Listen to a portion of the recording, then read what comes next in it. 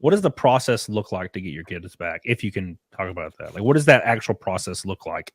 Yeah, well, there's a couple things that have happened. I talked about this a little bit on Ralph's show, but I don't know how well you'll be able to hear because of the connection issues. But what happened initially is called an emergency placement. So they raided my house and allegedly pulled some substance out of it that they deemed to be illegal. I'll say allegedly because we don't actually have any admissible testing yet. They do field tests on substances to find out what they might be. And then they take those and send them off to, in Minnesota, it's the Bureau of Criminal Apprehension Laboratory to confirm whatever substance there is and to get official measurements. That hasn't happened yet. So right now they allegedly pulled an illegal substance out of my house.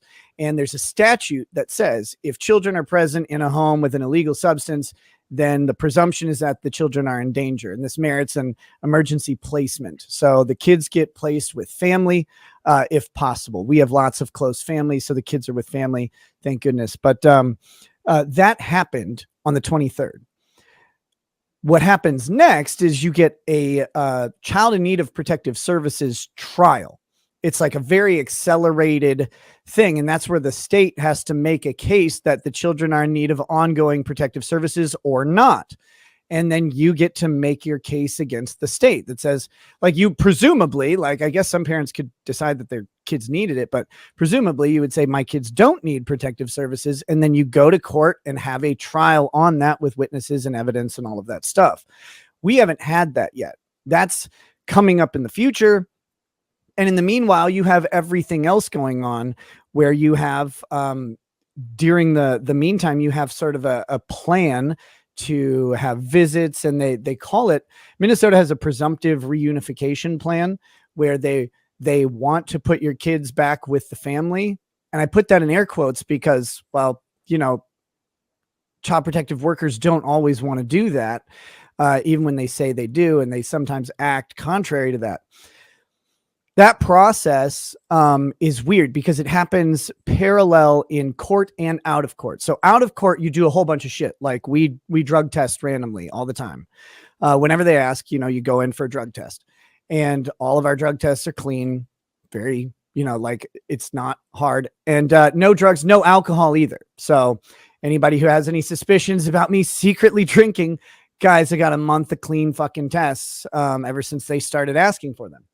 And that's something that's required, is like clean, just test until like a hearing or something. How does that work? It can be. Anytime there's a substance involved in Minnesota, it doesn't matter what the substance is or what the involvement is. If there is a substance, they default to abstinence as a requirement, complete abstinence of any substances.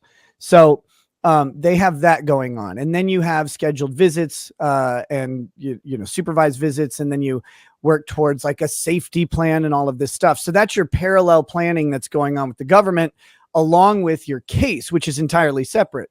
So you have to do this weird straddle where in your case, you have to posture as, you know, the government has no right to my children. I have the rights to my children. They've infringed on my rights. Whereas with the case plan, you have to comply with what they want you to do if you want to see your kids. And they try to use this against people.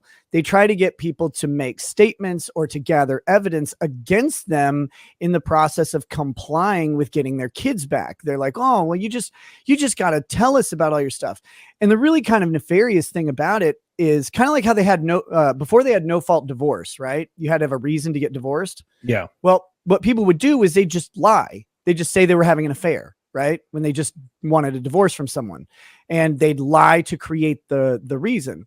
Well, you have tons of parents who will admit to doing illegal things just to get their kids back. And then those admissions get used against them in criminal court. And basically, you know, a lot of times it doesn't end up in prison. So they're perfectly happy to make an admission that'll then get their kids back, but then they'll get a felony charge or whatever and end up on probation. But if you're trying to actually defend yourself, it makes it very difficult because the government decides that you're one thing. And if you want to tell them no, they go, well, no, we've decided that. And until you admit to us that you are what we think, then you don't get your kids back. But you're not getting your kids back on that timetable anyways. It's kind of really fucking deceptive. It's a messy system, but it's the system that we have. And, you know, for some people, like they really probably shouldn't be around their kids, right? Like a lot of people are very dangerous to their children. Obviously, I don't think I am. And I know the internet will have some disagreement out there, but hey, you guys don't actually see my life at all. And that's fine. Like you don't, there's a reason you don't. But I have to run this sort of parallel track where I'm defending my rights on one hand, at the same time, complying with the government as much as possible without giving them any sort of incriminating statements or admissions that they would try and use against me in the criminal case. So you're saying, and this is how the process would loosely work, depending on who's involved. But you're saying that kids will be utilized in a way to pressure parents into admitting to stuff that may not be true, just to kind of, it's like a plea kind of deal, like get their kids back and move on. People lie to make plea deals all the time. Right. People admit to crimes that they don't believe they're guilty of all the time. And I'm not saying specifically that the state has that intention, but the system is set up in such a way that those pressure levers are applied to people in that way. And that is a mess. And severing the two cases is really, really difficult because the government agency that's prosecuting you is the same government agency that's in charge of the child protective case. And in our case, it's even the same attorney on both of them. So it's like, you want us to say things over here that you would use over here. And some people would be tempted to just say it. But, you have a Fifth Amendment right for a whole lot of reasons.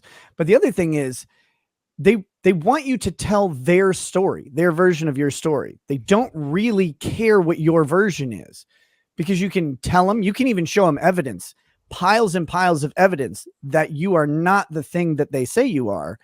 And yet still they'll just be like, nuh-uh.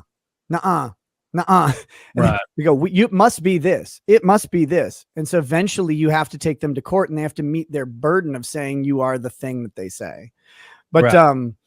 The real rub for the county is most of the people they deal with don't have the means to fight in these cases. And when they encounter people with the means to fight, it makes things really complicated for them. And well, I mean, I guess that's just too bad.